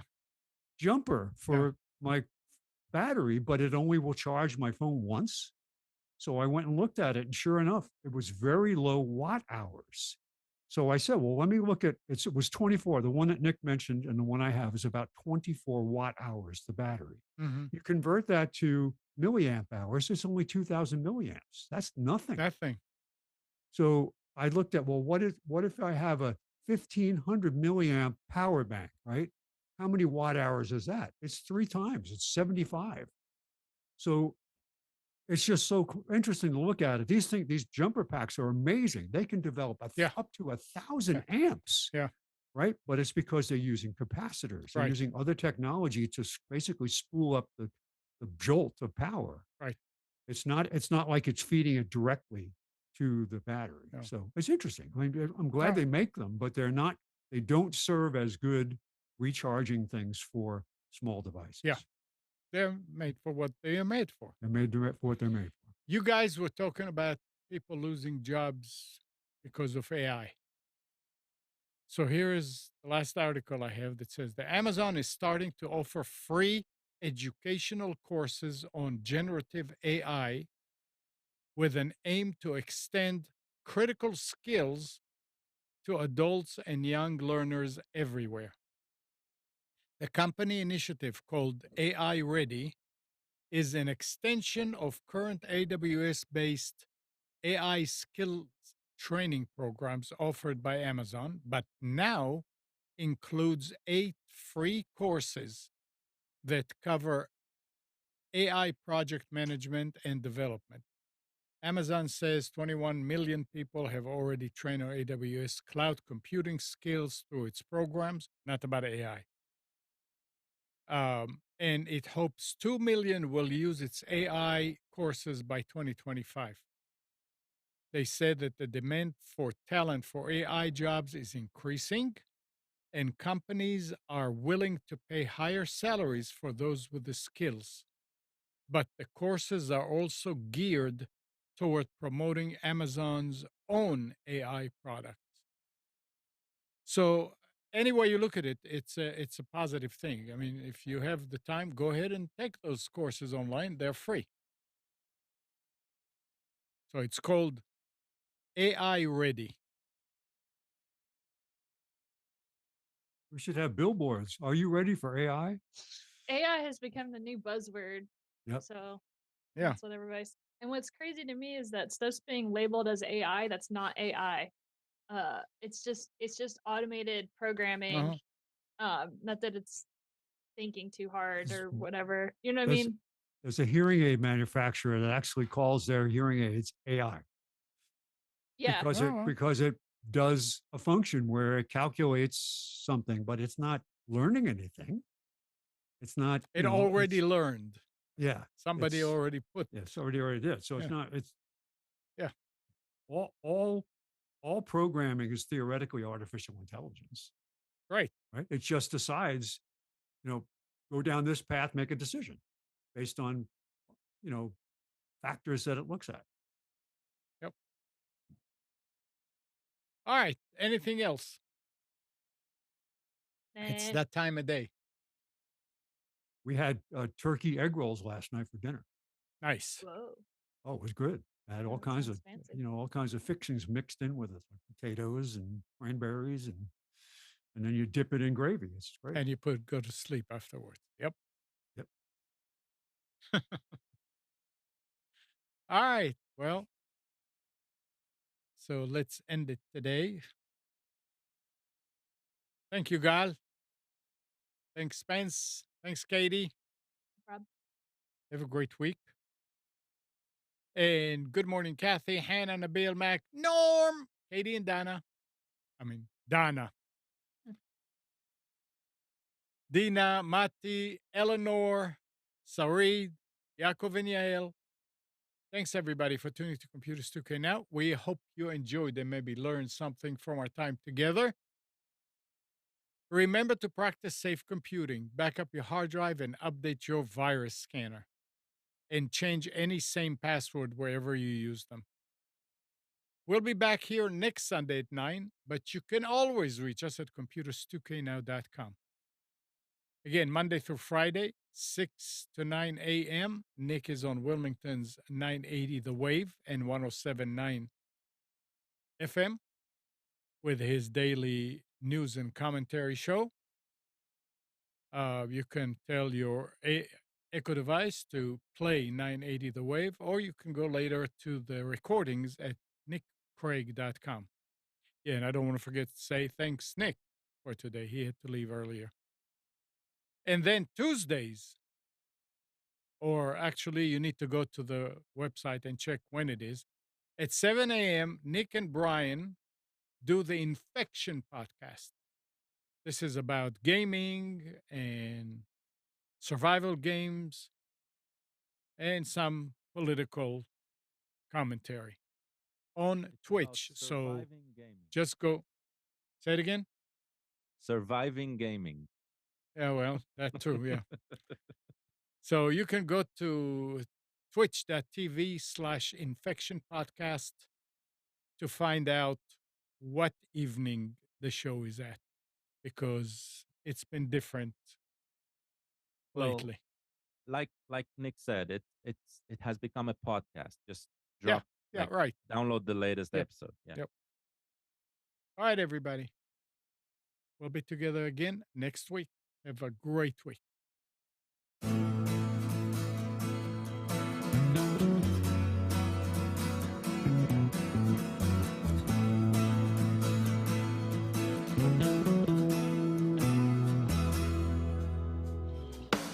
You are tuned to the Nissan Communications Network.